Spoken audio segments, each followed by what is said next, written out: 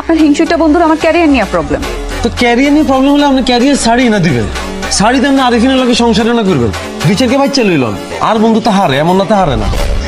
আমার কি কোনো লাইফ নাই, ক্যারিয়ার নাই? আর আপনি কি ডেলের ক্যারিয়ার? আমরা কে কইছে ক্ষমাই গেলে মডেলিং করতে? আর আপনি যে মডেলিং করেন, আমরা তো জীবনে চোখেও দিই না, টেলিভিশনও দিই না, মোবাইলও দিই না। তুই দেখছিস না? আপনি দেখি আপনার বন্ধু আরিফিনের মতোই। কিন্তু এটা কিন্তু একটা গালি।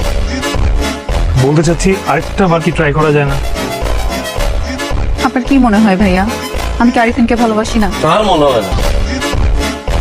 আপনি চুপ থাকেন, কথা বলতে দেন আমাকে। আর আম্মা কিন্তু তোমার খালি ছেড়ে। হ্যাঁ আমি জানি আপনার আমার নোয়াখালী চানান তো। আর মামা কিন্তু র্যাবের চিফ। আপনার মামা যে র্যাবের চিফ না, সেটা আরিফিন আমাকে বলছে। আপনার মিথ্যা কথা বলছেন পাশা ভাইকে ফাপড় দেওয়ার জন্য।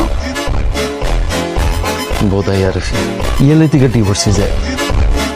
ভাবি এক্সট্রিমলি সরি, প্লিজ কন্টিনিউ। আমি অনেক চেষ্টা করছি, আমিও চাই আমার সংসারটা টিকুক। 2 দিন পরে আমাদের ডিভোর্সটা কার্যকর হবে।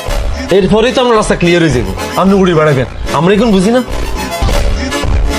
শরীরে বন্ধু আর মুখ দিয়ে বাইরে গেছে রে, এভাবে আপনি কন্টিনিউ করেন। আপনার ওই হিংসুটে বান্দির পুত বন্ধুর লাগে সংসার করা সম্ভব না। সে আমার ক্যারিয়ারে পুরো 12টা বাজাই দিছে। আপনি জানেন আমি কত বড় বড় কাজ ছেড়ে দিছি? 2টা ফিল্ম ছেড়ে দিছি। একটার মধ্যে আর হিরো ভালো লাগে না, একটার মধ্যে আর ভিলেন ভালো লাগে না, দুগ্গাই ছেড়ে দিছি। আমার দ্বারা 2টা অপশন, হয় আপনার হিংসুটে বন্ধু আরিফিনের লগে সংসার করতে হবে, নইলে আমার ক্যারিয়ার বেঁচতে নিতে হবে। আমি আরিফিনের থেকে আমার ক্যারিয়ার বেঁচতে নিচ্ছি।